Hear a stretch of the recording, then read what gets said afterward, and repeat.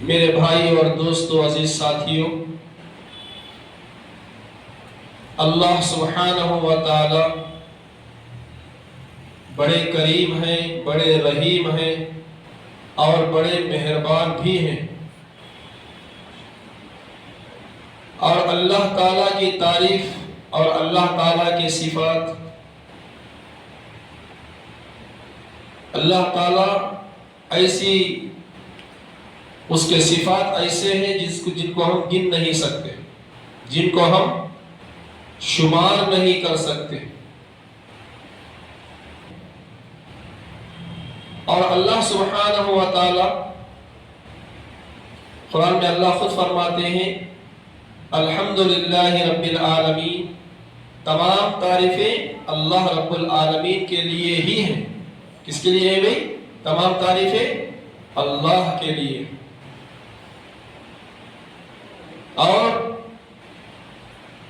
انسان کیا ہے؟ 24 گھنٹے میں تھوڑی دیر تو بھی انسان سونا، تھوڑی دیر تو بھی سونا۔ نہیں اگر میں سوتا نہیں ایسا جاتا بولے تو نہیں ہوتا، تھوڑی سے تو اسے اونگ آتیش کرتے، تھوڑا سی اونگ تاش کرتے ہو انسان میرے بھائی، مگر اللہ تعالیٰ کی یہ زبردست قدرت ہے۔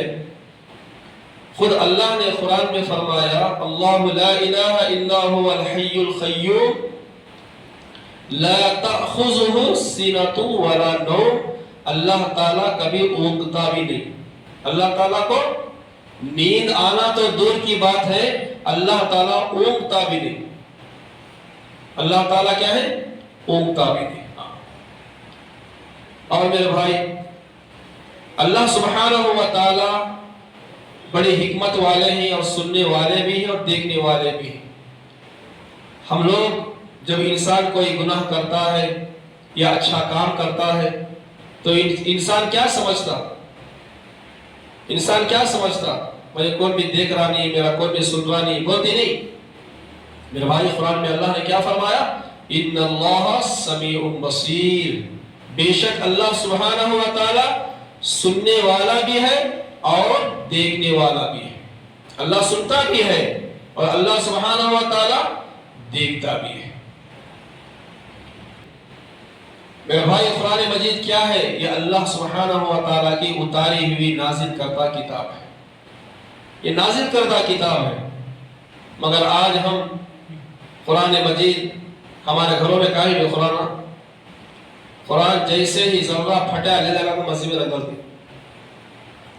قرآن کیا ہوتا میرے بھائی؟ قرآن آج ہمارے بعض مسلمانوں کے گھر میں قرآن نہیں، بعض مسلمانوں کے گھر میں قرآن نہیں بھائی، حضرت لگ جائے قرآن مسجد میں رکھ دو، حضرت کئی کو کون بھی پڑھ رہے ہیں، حضرت بیعت بھی ہوتی، کون بھی نہیں پڑھ رہے، لگ جائے مسجد میں رکھ دو۔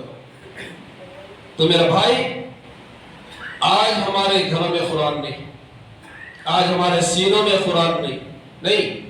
تو میرے بھائی قرآن مجید کیا ہے؟ یہ اللہ کا کلام ہے۔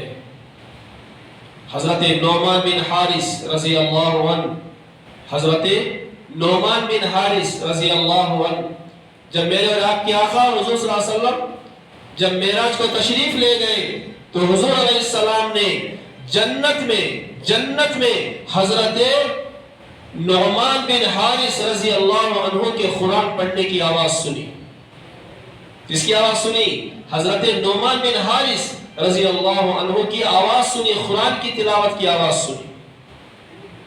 فرشتوں سے پوچھا حضور صلی اللہ علیہ وسلم نے یہ آواز کس کی ہے؟ فرشتوں نے کہا کہ یہ آواز تو حضرت نعمان کی ہے، نعمان بن حارث کی ہے۔ میرے بھائی حضور علیہ السلام نے فرمایا نعمان تو ابھی مرا نہیں، نعمان تو ابھی زندہ ہے، مگر جنت میں اس کے قرآن مجید پڑھنے کی آواز کیسے پہنچ رہی ہے؟ تو فرشتوں نے کہا نعمان بن حارث اپنی ماں کی بڑی خدمت کرتا ہے۔ نعمان بن حارث کیا کرتا ہے؟ اپنی ماں کی بڑی خدمت کرتا ہے، خود ماں کو کھانا پکا کر کھلاتا ہے، خود ماں کے کپڑے خود دھوتا ہے، خود ماں کے سر میں جو بال ہے تیل خود ڈالتا ہے، کنگھی خود کرتا ہے۔ اور خود اپنے ہاتھ سے لقمہ اٹھا کر نعمان اپنی ماں کو کھلاتا ہے. یہ ماں کی خدمت کرنے کی وجہ سے اللہ تعالیٰ نے اس کا اتنا اونچا مرتبہ دیا. تو مدینے میں رہ کر یہ قرآن پڑھتا ضرور ہے مگر آواز جنت میں سنائی دیتی. تو میرے بھائی ماں باپ کا کیا ہے؟ ماں باپ کا مقام اتنا اونچا ہے، ماں کا مقام اتنا اونچا ہے، باپ کا مقام اتنا اونچا ہے. صحابہ نے پوچھا حضور سے، یا رسول اللہ صلی اللہ علیہ وسلم قیامت کب آئے گی؟ کیا پوچھا حضور سے صحابہ نے؟ قیامت کب آئے گی؟ قیامت کب آئے گی؟ حضور علیہ السلام نے فرمایا اللہ کو معلوم ہے. حضور علیہ السلام نے فرمایا اللہ کو معلوم ہے. پھر صحابہ نے پوچھا یا رسول اللہ صلی اللہ علیہ وسلم اللہ کو معلوم ہے مگر قیامت کی نشانیاں تو چند بتائیں، نشانیاں تو بتائیں.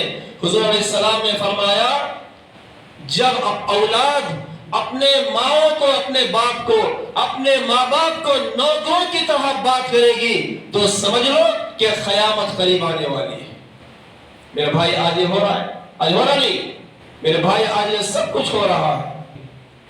ماں باپ کو گالی گلوچ دیا جا رہا ہے، ماں باپ کی نافرمانی کی جا رہی ہے. جیسے ہی جوانی کا گرم ہوتا ہے میرے بھائی ماں باپ کو ہم کیا کرتے ہیں؟ کمزور سمجھ جاتے ہیں. حضرت عمر رضی اللہ عنہ کے دربار میں ایک بدو آیا. بدو آ کر کہنے لگا امیر المومنین عمر فاروق رضی اللہ عنہ، امیر المومنین میں نے میری ماں کا حق ادا کر دیا، میں نے میری ماں کا حق ادا کر دیا. عمر فاروق رضی اللہ عنہ نے پوچھا وہ کیسے؟ کہا کہ میری ماں نے بچپن میں میرے کپڑے دھوئے تھے، میں نے بھی کپڑے دھویا، میں نے بھی میری ماں کے کپڑے دھوئے. بچپن میں میری ماں نے میرے پیشاب کو پاک صاف کیا تھا، اب میں میری ماں بوڑھی ہو گئی ہے تو میں نے بھی میری ماں کے پیشاب کو پاک صاف کر دیا. بچپن میں میری ماں نے مجھے کھانا کھلایا تھا، اب میری ماں کو میں نے کھانا کھلایا، میں نے میری ماں کو کھانا کھلایا. تو جس طریقے سے میری ماں نے میری خدمت کی تھی اسی طریقے سے میں نے میری ماں کی خدمت بھی کی. تو اس طریقے سے میں نے میری ماں کا حق ادا کر دیا. تو امیر المومنین عمر فاروق رضی اللہ عنہ نے فرمایا کہ اے بدو سن، تیری ماں نے جب تجھے بچپن میں جب پالا، جب پالتے وقت تیری ماں تیرے لیے دعا کرتی تھی. کیا دعا کرتی تھی؟ کہ اے اللہ میرے بچے کو اچھی زندگی عطا فرما، میرے بچے کے عمر میں درازی عطا فرما، میرے بچے کو صحت یابی عطا فرما. تیری ماں تیرے لیے دعا کرتی تھی، زندگی کے لیے دعا کرتی تھی. اب جب تیری ماں چلنے کے لائق نہیں، کھانے کے لائق نہیں، جب تیری ماں کمزور ہو گئی، اب تو کہہ رہا ہے کہ اے اللہ میری ماں کو موت دے دے. اب تو کیا کہہ رہا ہے؟ میری ماں کو موت دے دے. تو حضرت عمر بن عبداللہ، یہ حضرت عمر رضی اللہ عنہ کے بیٹے ہیں. یہ ایک شخص اپنی ماں کو لے کر نکلا، مدینہ نکل کر بیت اللہ کو آیا، کاندھے پر بٹھا کر کعبے کا طواف کرایا، صفا مروہ کروایا. یہاں تک کہ جو حج کے جو ارکان ہیں، پورے ارکان، حج کے پورے ارکان بیٹا اپنے ماں کو کندھے پر بٹھا کر ادا کرایا. پورا حج، مکمل حج کرایا. کرانے کے بعد عبداللہ بن عمر رضی اللہ عنہما سے کہنے لگا کہ اے عبداللہ میں نے میری ماں کا پورا حق ادا کر دیا. کیا میں نے میری ماں کا حق ادا کر دیا؟ عبداللہ بن عمر رضی اللہ عنہ کہنے لگے کہ اے نوجوان، جو تیری ماں نے جو تجھے 2 سال تک جو دودھ پلایا، 2 سال تک جو تجھے تیری ماں نے جو دودھ پلایا، وہ دودھ جو 2 سال تک جو تو پیا ہے، وہ دودھ کا یہ خطرے کا، یہ گھونٹ کا تو نے پورا حق بھی ابھی ادا نہیں کیا. کیا کہا عبداللہ بن عمر رضی اللہ عنہ نے؟ جو 2 سال تک جو تو نے دودھ پیا ماں کا، وہ دودھ کا یہ خطرے کا، یہ گھونٹ کا تو نے پورا حق بھی ادا نہیں کیا. ہم اپنے ماں باپ کے لیے خود ان کی خدمت کریں، ان کی اطاعت کریں. آج ہمارے حالات کیا ہیں؟ ہم اپنے بیوی بچوں پر ہزاروں روپے خرچ کرتے ہیں، جب وہیں پر ماں باپ کا مسئلہ آتا ہے، ان کی دوا گولیوں کا مسئلہ آتا ہے، تو ہم اپنے ہاتھوں کو روک لیتے ہیں، ہم اپنے ہاتھوں کو روک لیتے ہیں۔ میرے بھائی ایسا سمجھتے ہیں کہ اگر ہمارا دوست ہے تو اس کو ہم جو ہوٹل کے اندر بریانی چائے کھلا کے ہزاروں روپے اڑا دیتے ہیں، جب ماں باپ کا مسئلہ آتا ہے تو میرے بھائی ہم گن کر بھی نہیں دیتے ہوئے۔ تو میرے بھائی دیکھو، ماں باپ سے بڑھ کر اللہ نے کیا فرمایا؟ اللہ کے مقام کے بعد کس کا مرتبہ ہے؟ ماں باپ کا۔ ماں کے چہرے کو دیکھنا عبادت میں لکھا گیا، باپ کے چہرے کو دیکھنا عبادت میں لکھا گیا۔ حضور علیہ السلام نے فرمایا، جس نے اپنی ماں کو پیار کی نگاہ سے ایک مرتبہ دیکھ لیا، اس کے نامہ اعمال میں 2 عمرہ اور 1 حج کرنے کا ثواب لکھ دیا جاتا ہے۔ پیار کی نگاہ سے دیکھنا، ماں کے چہرے کو پیار کی نگاہ سے دیکھنا، حج کا ثواب، عمرے کا ثواب لکھا جاتا ہے۔ آج ہم اس والدین کو بھول چکے ہیں، آج ہم اس ماں باپ کو بھول چکے ہیں۔ نہیں میرے بھائی، حضرت موسیٰ علیہ السلام کون بھائی؟ لاڈلے نبی حضرت موسیٰ علیہ السلام۔ حضرت موسیٰ علیہ السلام کون؟ لاڈلے نبی، بڑے لاڈلے نبی۔ اللہ سے ایک مرتبہ بولے، پوچھے، اے پروردگار میرا جنت میں ساتھی کون، میرا جنت میں دوست کون؟ اللہ نے کیا فرمایا؟ کس کا پتہ دیا اللہ نے؟ اللہ سبحانہ و تعالیٰ نے نہ کسی ابدال کا پتہ دیا، نہ کسی ولی کا پتہ دیا، نہ کسی محدث کا پتہ دیا، نہ کسی مفتی کا پتہ دیا۔ اللہ نے کس کا پتہ دیا؟ کہا، اللہ نے موسیٰ علیہ السلام سے کہا کہ اے موسیٰ، تیرا ساتھی یہ خصاب ہے جنت میں۔ کون ہے بھئی؟ خصاب، گوشت کٹ کرنے والا خصاب ہے تیرا ساتھی جنت میں۔ تیرا ساتھی خصاب ہوگا، وہ بھی بالکل عام سا، ایک بازار میں بیٹھ کر گوشت بیچنے والا حضرت موسیٰ علیہ السلام کا ساتھی اللہ نے بنایا۔ اب حضرت موسیٰ علیہ السلام تعجب میں پڑ گئے، میرا ساتھی، میں نبی، میں اللہ سے بات کرتا ہوں، میرا دوست جنت میں خصاب، یہ کیسا؟ اب حضرت موسیٰ علیہ السلام نکلے، جا کے دیکھے تو گوشت کو کٹ کر آئے۔ جیسے ہی رات ہوئی، اس نے ایک اچھا جیسا گوشت کا ٹکا نکالا، بیگ میں رکھا۔ حضرت موسیٰ علیہ السلام نے کہا، میں بھی آپ کے ساتھ آتا ہوں۔ تو وہ آدمی کو معلوم نہیں تھا کہ یہ موسیٰ ہے، وہ آدمی کو معلوم نہیں تھا کہ یہ نبی ہے۔ موسیٰ علیہ السلام نے کہا، میں بھی تیرے ساتھ چلتا ہوں۔ تو یہ شخص کے ساتھ حضرت موسیٰ علیہ السلام بھی گھر گئے۔ تو سب سے پہلے وہ شخص جو خصاب تھا گھر میں داخل ہوا، گوشت نکالا، اچھا دھویا، چھوٹے ٹکڑے بنائے۔ اس کے بعد اس نے جو ہے گوشت کا سالن بنایا، پھر فوراً روٹی کا آٹا خود بیل کر اس نے خود روٹیاں پکائی اور سامنے گیا۔ جا کر ایک بوڑھی عورت جو بستر پر سوئی ہوئی، نہ چل سکتی ہے، نہ پھر سکتی ہے، نہ ہاتھ پاؤں سے بھی معذور اٹھا نہیں سکتی، جا کے اس ہاتھ سے جو ہے سہارا دیا، سہارا دے کر بٹھا کر ہاتھ سے سہارا دے کر بٹھا کر سیدھے ہاتھ سے جو ہے کھلایا، لقمہ جو بھی کھانا جو پکائے تھے، روٹی وغیرہ جو پکائے وہ پورا کھلا کے منہ پوچھا۔ جیسے ہی منہ پوچھا، اس کے بعد وہ نوجوان کے، وہ ساتھی کے، وہ خصاب کے کان میں جو ہے اس نے کچھ بڑبڑایا، کچھ کہا اس نے۔ تو میرے بھائی، حضرت موسیٰ علیہ السلام نے پوچھا، آپ نے جو ماں کی جو خدمت کی، آپ نے جو سب کچھ کی، مگر اس نے کچھ کہا، آپ کے کان میں کچھ کہا۔ تو میرے بھائی، وہ شخص، وہ خصاب کہنے لگا، میں میری ماں کو ہر دن ایسے ہی میں خدمت کرتا ہوں۔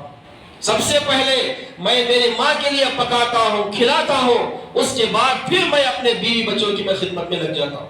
میرا ہر دن یہی معمول ہے، ہر دن میرا یہی معمول ہے، مگر میری ماں ہر دن میرے لیے دعا کرتی۔ موسیٰ علیہ السلام نے پوچھا، کیا بڑبڑا رہی تھی، کیا کہہ رہی تھی؟ تو وہ شخص، وہ خصاب کہنے لگا، جس طریقے سے بیٹا تو میری خدمت کرتا ہے، اللہ تعالیٰ تجھے جنت میں موسیٰ کا ساتھی بنا دے۔ اللہ تعالیٰ جنت میں کس کا ساتھی بنا دے؟ جنت میں موسیٰ کا ساتھی بنا دے۔ تو میں یہ کہتا ہوں، موسیٰ تو نبی ہے، میں بالکل عام آدمی ہوں۔ میرے بھائی، آپ اندازہ لگائیں کہ ماں کی خدمت میں اللہ سبحانہ و تعالیٰ نے موسیٰ جیسے نبی کے ساتھ یہ خصاب کو ساتھی بنایا۔ کتنا اونچا مقام ہے ماں کا، کتنا اونچا مقام ہے والدین کا۔ آج ہم والدین کی خدمت نہیں کرتے، آج ہم لوگ والدین کی خدمت نہیں، تھوڑا سا اگر ماں یا اگر باپ اگر کچھ کہے تو لڑنے کھڑ جاتی، گالی گلوچ زبان سے. تو میرا بھائی خاص کر کیا ہے ہمارے والدین کی ہم کیا ہے خدمت کریں، والدین کی خدمت کریں جن کے والدین دنیا سے جا چکے ہیں. اولاد کا حق یہ ہے کہ ان کی مغفرت کے لیے دعا کریں. ہم لوگ یہ نہ سمجھیں کہ ہمارے والدین انتقال ہو گئے چھوڑے ہوئے چلے گئے. نہیں، کیا حق ہے اولاد کا؟ اولاد کا حق یہ ہے والدین کے انتقال کے بعد بھی اولاد کا حق یہ ہے کہ کیا حق ہے کہ والدین کے لیے مغفرت کی دعا کرے، ان کے نام پر صدقہ و خیرات کرے، ان کے نام پر صدقہ و خیرات کرتے رہے اور ان کے لیے ان کی مغفرت کی دعا کرتے رہے. والدین کا مقام اتنا اونچا، والدین کا مقام کیا ہے؟ بہت بڑا ہے والدین کا مقام. اور میرے بھائی ہم اللہ سبحانہ و تعالیٰ کی عبادت کریں، اللہ کی ہم عبادت کریں، اللہ سبحانہ و تعالیٰ کی عبادت کریں. اللہ کہ جب فرعون اکڑا تو اللہ نے کیا کیا ابھی اسے؟ فرعون اکڑا تو اللہ نے فرعون کو پانی میں ڈالا. کیا کرا اس نے؟ اٹھا دو. کیا کرا بھائی؟ پانی میں ڈالا سو خالی پتاش کام کرا سو اللہ تعالیٰ. پھر اس کے بعد حضرت نوح علیہ السلام کی قوم اکڑی تو اللہ تعالیٰ نے سمندر میں غرق کر دیا پوری قوم کو. ہے نہیں؟ حضرت صالح علیہ السلام کی قوم جب سرکش ہو گئی، حضرت صالح علیہ السلام کی جب قوم نافرمان ہو گئی تو اللہ تعالیٰ نے ایک فرشتے کو بھیجا. فرشتے نے ایک ایسی چیخ پکاری جس کی وجہ سے پوری قوم ہلاک و برباد ہو گئی.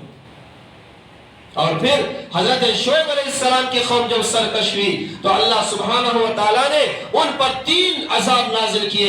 ایک عذاب ان پر پتھروں کی بارش برسی. پتھر کیسے تھے؟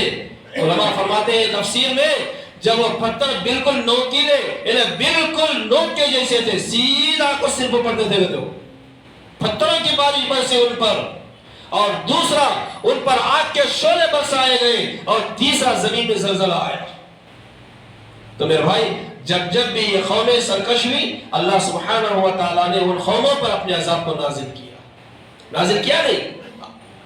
قوم عاد ہے، قوم ہود ہے، قوم سمود ہے، میرے بھائی ان سب قوموں پر اللہ سبحانہ و تعالیٰ نے اپنے عذاب کو نازل فرمایا.